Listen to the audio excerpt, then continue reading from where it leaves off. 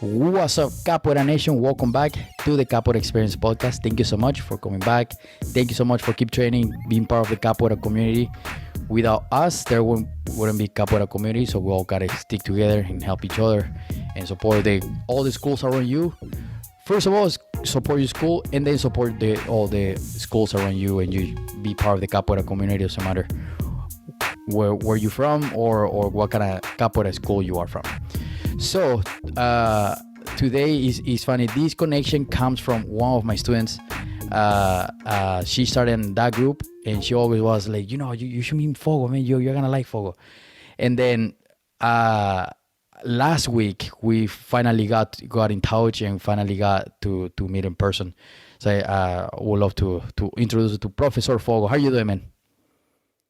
Hi, good to see you. Thank you so much for having me on here, man. Yeah, of course, It's of really course. great. Yeah, of course. He's part of the community. Yeah, I want to learn and people to hear any experience that they can take little information from there to learn and apply to the HADA or to even their life if they can. Yeah, for sure. For sure. Yeah, Absolutely. nice. How people can find you on social media so they can see your capoeira and your work and everything. If you're looking for my capoeira, I'm mostly on Instagram these days at Fogo Capovam. That's Capovam. Nice. And then our group's Instagram, which is Capoeira VAM. So that's Capoeira Voltamundo at Capoeira VAM. Nice. We post up there probably every day. Nice, So nice. Especially, I heard someone on social media saying like, if you don't post enough on social media, it's like throwing a little rock to the ocean. It's like it's not yeah, gonna be it any really difference. is. Yeah, Then you may as well just be yelling into a canyon because it doesn't show anything to anybody anyway. You yeah, have to do yeah, it regularly, or else they don't hear anything at all. So yeah. Exactly. I have to go back to my social media because I haven't like post really, especially my classes, but I need to get back to that. So how was your class during the pandemic and everything else? during the pandemic, was actually shockingly much better than I would have anticipated. That's funny. Yeah. Because one of the things that you expect, right? You get people in a closed room, and it's like all of a sudden everybody's really scared, and we had some of that. We had a lot of that. Florida is a little lax about those kinds of things. Yeah. And so we got together probably a little earlier than most of the rest of the country did. But while we were completely separate, we were teaching out of the academy through Zoom. Nice. And I didn't realize what a beautiful opportunity it was to connect to teachers that I wouldn't normally be able to connect to. That's true, You man. know, Yeah. I hadn't trained with my first teacher from Springfield in like 3-4 years, and I was suddenly taking Wow. classes with him once a Yeah, week. And then I man. took classes from Mestre Fuinha and from Mestre Amen, from Mestre Nice. Betinho, from Miami, all of these Yeah. teachers that it's like, I didn't have that option for a long time. And all of a sudden it was right there. Yeah. Yeah. That's true. Same we like I got one class like more like discussion and information from Mr. Grande in New York. And then Yeah. yeah, and I was Dang. like, yeah, and he was like, man, this I have to do it. I have to take the chance because I don't know when I'm gonna get to meet him in person. Yeah, exactly. It's one of the benefits. Like everything has its good and its bad sides, right? Like Hundred as percent, far yeah. as capoeira goes, yeah.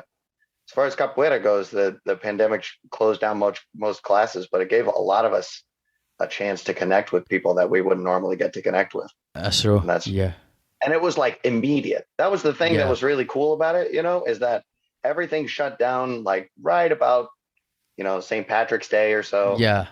And then by April 1st, by April 2nd, we had invented this new way of I training and yeah, teaching together. The yeah. community is so strong and capable of like reforming and changing things on the drop of a hat. And I was just really amazed by that. Totally, It was totally. incredible for real. Yeah, yeah. It's funny how like we adapted so quick that Yeah. but now is what do you think about this? The you think is there Zoom board now that like people are getting now like in person? Because I don't see any like Zoom stuff as I used to see it. Yeah, that's true. People are kind of shying away from Zoom just because it is harder to, I'm sure you experienced this as well. It's harder to teach through Zoom. Oh man, yes. Um, yeah, and it's also harder to train through Zoom Yeah, yeah, it because, is. at any time you can just like walk away from the camera and then go sit down on the couch and or be like, oh, my video, and turn my video off. And I, Yeah, I did that once or twice, admittedly, myself. So yeah, yeah, um, yeah, me too. so you just turn on the video and you're just like, oh God.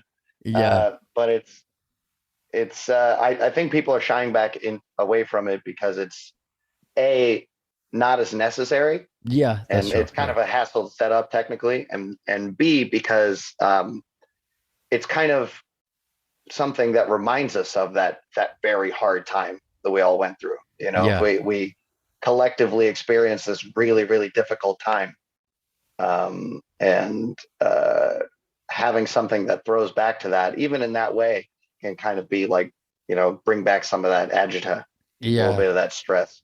Yeah, everybody missed the face to face interaction, and everybody was aching so hard to be in the hada and to play with people, and it's just Yes. hard. Oh my God.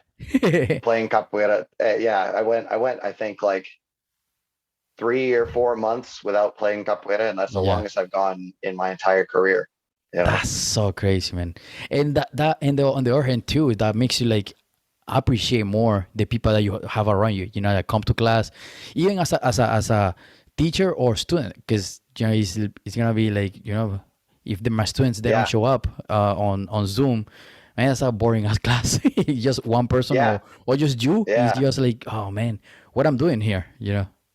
Yeah. It's like those, if you go on any of those like a random video on YouTube, right? And it's like this like 15-year-old on a vlog talking about his day at school, just kind of broadcasting into nothing. Yeah, Training yeah, by yourself on Zoom is like, there's something existentially terrifying about it. yeah, Just yeah. kind of scary. Yeah, yeah.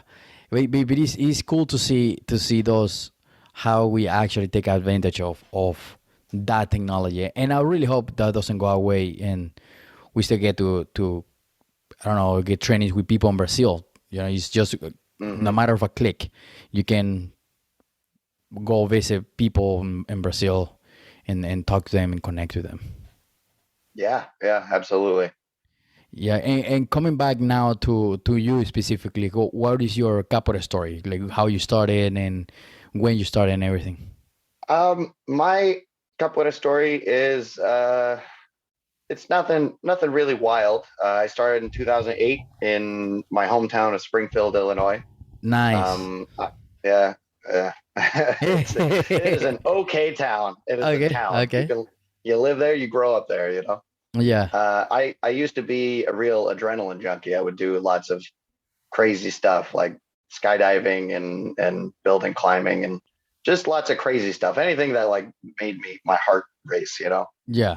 And I had this little crew that we would do that stuff with, and we eventually found this tumbling gym. And this tumbling gym was like, it was a tumbling gym same way that like your garage is a dance studio. Yeah, yeah, It was dirty and dingy and ratty, and there were holes in the walls, and it was wildly unsafe. yeah, Um, but we loved it. We would go all the time, and they would just leave us there like a bunch of teenagers, no adults, just yeah, flipping around, yeah, and we didn't know what we were doing, so we just started learning to flip by just throwing ourselves through the air, and eventually starting consulting YouTube for yeah, tutorials and stuff. And one day, while doing that, consulting YouTube for tutorials, we started seeing the names in Portuguese. It was specifically a double leg, which in capoeira we call armada dupla or envergado. yeah, yeah, Um, yeah, and I was like, "What is this? What is with all these titles?" And so I looked it up, and then we yeah, found out that it was from capoeira, and I was like, "Oh, let's go do that like yeah, tomorrow." And then we looked up capoeira classes, and we went. And my first teacher from way back then Monitor Luz, now Contramesh Espigal, he trains really hard. He's always trained very, very hard. Nice. It was the single most exhausting and difficult day physically of my life to date, to Yeah. this day. Oh, You know, really? Yeah.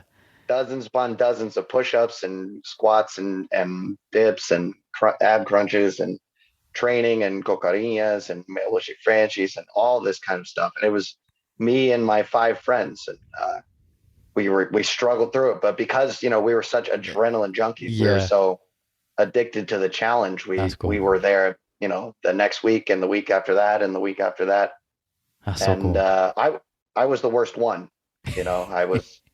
I by far I'm Yeah. not even saying that like, oh, out of humility. My teacher, he told me that I was the worst one. He Oh, would tell man. you this. Yeah, he would tell you the same thing. Yeah, little kid I is like, you suck. no, no. Oh. That was so extreme. He was just like, I thought you would drop out because you struggled the most. Oh, okay, Um, okay. Well, that's a but nice way at least. yeah, yeah. But it turned out that that struggle that I went through, Yeah, particularly the person who was the worst at it, ended up yeah. being the only person to stick. That's Because so as time funny. went Yeah, on, I was about to ask as you that time went too. on, yeah, as time went on, my friends all left. One of them has a huge Volta Mundo tattoo on his back. It's like his back is, Oh, and man. it's like maybe this big around. Yeah. But I was like, oh man. But yeah, he has that tattoo on his back. I think he's gotten it covered up since then. I'm not sure. So But he got a tattoo and he left the group. yeah, he Oh, left man. Capoeira. Oh, Um, or capoeira in general. Yeah. yeah. So Oh, man. but that leads me to something really important that I wanted to say, because like we were talking before the podcast, I said it's really important to me that like I offer insights that's specific, that I feel Yeah. is specific to me, Totally. because I don't want to come on here and just be like, go on everybody, train capoeira, you could do, it's like, Yeah. that's great, that's Yeah. perfect, but Yeah. it's not something specific to me. But the main thing that I wanted to offer is that the people who struggle the most to get knowledge are the ones who appreciate it the most. Totally. Yeah. Yeah. That's true. Because it was so much harder for me than it was for my friends. I feel like that's the reason that I'm the only one that's still here. Yeah. Yeah. Because I had to invest so much more into it and work harder than they did at every aspect of it, of playing the beat and bow, of playing the atabaki, of the movements of the game itself.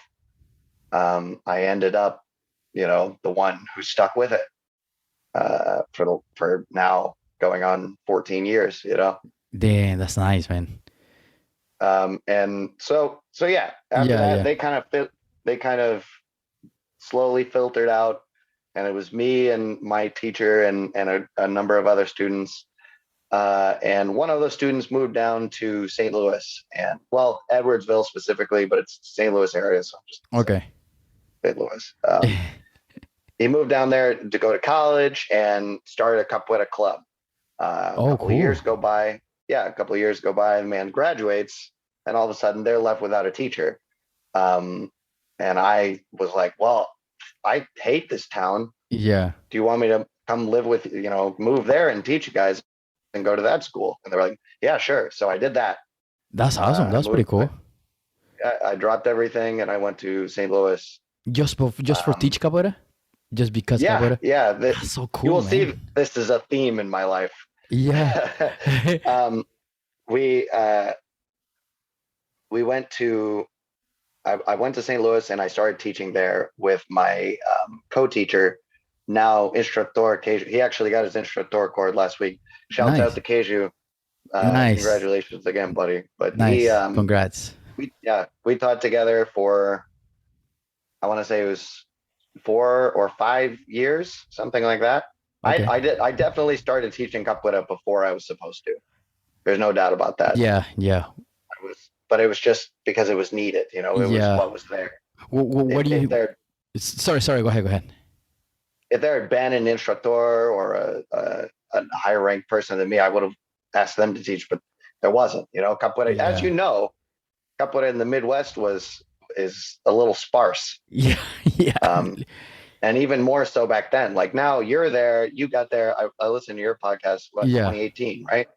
2013. Then 2013. then I moved to Oregon, and then I moved back in 15, 16, 17, something like that. Okay. And Santo is over there in Cleveland, right? Yeah. Yeah.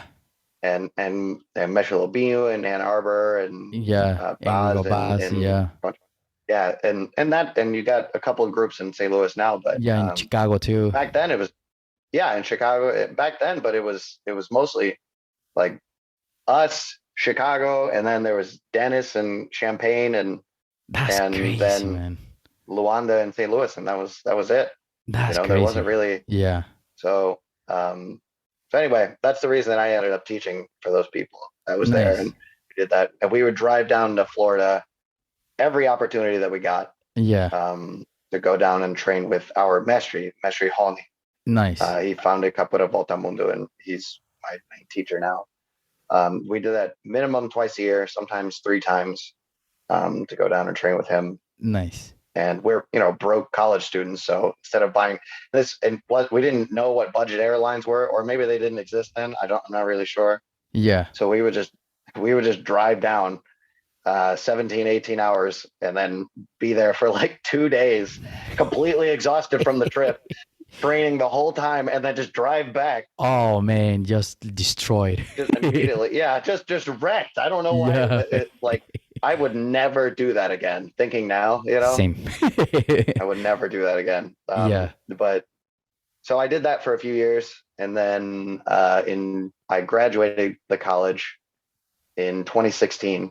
Nice. And my mestre called me, and he said, "Hey, I know you just graduated college. Are you looking for something to do? Do you have anywhere to go? Do you have a job lined up or anything?" I was like, "I mean, not really." And he said, "Do you want to come work for me?" Oh, cool. Because my mestre, him and his wife, who was Mestre Sherry, they have, I'm not, boasting or anything, what I would say, they have probably the biggest Capoeira kids program in the United States. Damn, that's awesome. Because they have 3 different academies here in Sarasota, which each have their own fully functional preschool and fully functional after school program. Wow. So that's awesome. That's so cool. Yeah. So they have 35 to 50 kids per school. Wow. So it's like 150 to 200 kids, something like that. Oh man, that's a lot of kids. That's what I'm saying. That's really cool. So, yeah, it is really incredible. They struggled a lot in the late 2000s. And Mestre Sherry started Capo Kids to give her kid a place to go, and then it just grew and grew, because those 2 are, you should try to get them on this podcast, because they are really like iconic figures, Oh, nice. Let's exchange information. I'll reach out. Nice. But then, so yeah, I worked with them. I taught. I did everything. I worked as a maintenance man for them. I worked as an after-school teacher for them, as a summer camp counselor, as a school bus driver, man, as that's a awesome. preschool teacher, and then as a preschool director. Yeah, I just wanted, Capoeira to be my career. Whatever form it took. I did that for 5 years, training Capoeira all the while, like every single day, 5 to 7 days a week. But what happened was, because Mestre and Sherry and Mestre, had such a thriving and successful kids program. Sometimes the adult program that I was a part of would kind of fall by the wayside, it would be what would be kind of pushed off to the side. And so I started trying to slowly kind of do things that would bolster it, not trying to be like a leader in any way, but just trying to do things that would help it grow and help us be more of a thriving community, and so I kept doing that. And then in 2020, when the pandemic shut down, Mestra posted a video of their heyday, their like prime years for the Yeah. adult program, which was like 2006, 2005, something like that. And Was it like they a were lot of like, adults? oh my God, it was like 150, like 200 adults. What? Oh They just man. having just having like a Wednesday Hada. There's like 40, 50 people there. Oh, that's awesome.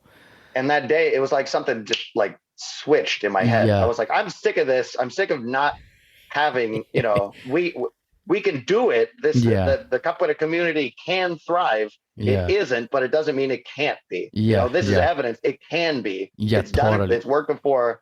Let's do it again. And so I said, if we're going to have a thriving community, I will be a part of one, even Yeah. if I have to build one. Yeah. You know what I mean? And so I started moving into a managerial program station for the adult program. That took That's up more so and more cool, of my man. focus, and I ended up leaving the kids program altogether so I could focus more on running the adults program. And Yeah. now it's going well. We have 45-ish students, That's so cool, and man. Damn. it's going really well. I'm Yeah. really excited about it. But the other main thing that I experienced when I moved here to Florida was that I struggled a lot at the beginning, and capoeira was kind of my solace. It was what helped me stay sane. Because I moved here with nothing. Like I packed everything in my car, and I just was like, it was a leap of faith. I didn't find a place to live. I didn't, Oh, you find just a went. backup. I just packed all my stuff in a car and just drove here. And then I showed up with my Yeah. mattress on top of my car. It was like, okay, Mastery, what I'm here. now? Yeah. Yeah. And so I lived in my car for a while. I lived in people's guest rooms. I remember I lived in this lady's grandma, Carol. Her grandmother had passed, and so she let me live in her grandmother's house until it like foreclosed. And it didn't have air conditioning, and it was July in Oh Florida. man. So I remember Humid and freezing. hot. Yeah, I remember Ah. freezing a pot of water and then putting it in front of a fan, just being like, "There's got to be something I could do." Oh man. Just like, Yeah. just struggling. Yeah. But again, it goes back to that thing that I said earlier, which is that those who struggle for those things really Yeah. learn to appreciate it. Yeah. Now, Yeah. now you couldn't make me leave Sarasota if you tried. I love it here. Nice. And, that the capoeira community in Florida is really thriving Yeah. Yeah. now. And Oh yeah. There's a lot of capoeiristas there. yeah, and so I moving here was the best decision I ever made in my life. I Nice. didn't even realize it either. I didn't Yeah. know that it was so big here. I just knew Mestre was here, you know. Yeah. And then a couple of years down the line after moving here in like 2018, I started going out to other events, like by myself. My Nice. master, he's kind of like slowly retiring, Okay. and so he doesn't travel as much as he used to. Like we never had a trip to Brazil together or anything. Huh. I just went by myself, and Yeah. I feel like I regret going at the time that I did, because I didn't really speak any Portuguese and I didn't get anything out of it, and I went by myself, and it took me 37 hours just to get there. So I like it Oh was, man, what that's I a mean? long trip. Yeah. I went there and I couldn't talk to anybody, and I just trained some capoeira in a gym, and then like went home. Not that it Yeah. wasn't a great experience, but I feel like I It didn't. could be better. Yeah. Yeah, it could have been great. Yeah. Yeah. Really, really great.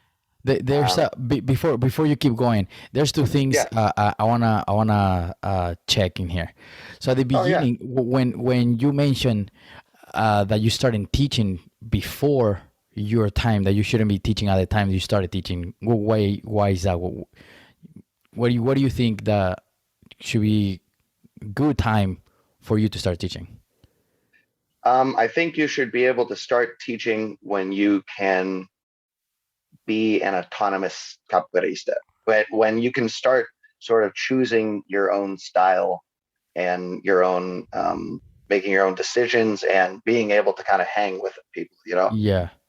The reason being that otherwise you're just parroting other people's interpretations without necessarily understanding them. Yeah, and also yeah. without I like necessarily that. being able to add your own twist into it. It's Yeah. like if you at a certain, when you train at a certain level, if you have somebody who's like pretty low teaching you, it was like I was like my third or fourth course, Oh, uh, you know, yeah. um, if you have somebody who's pretty low level teaching you, then it's more or less just training a watered down version of their teacher's I class. see what you mean. Yeah, yeah, yeah, You know what yeah. I mean? Yeah. And not knocking it. You got to do what you got to do. Yeah, totally.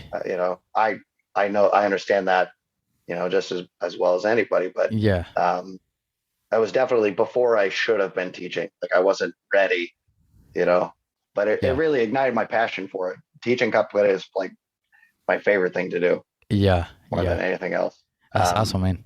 And it's really cool that you Yeah, took that decision and be like, hey, I'm just gonna go do this and just give it a shot and see how it goes.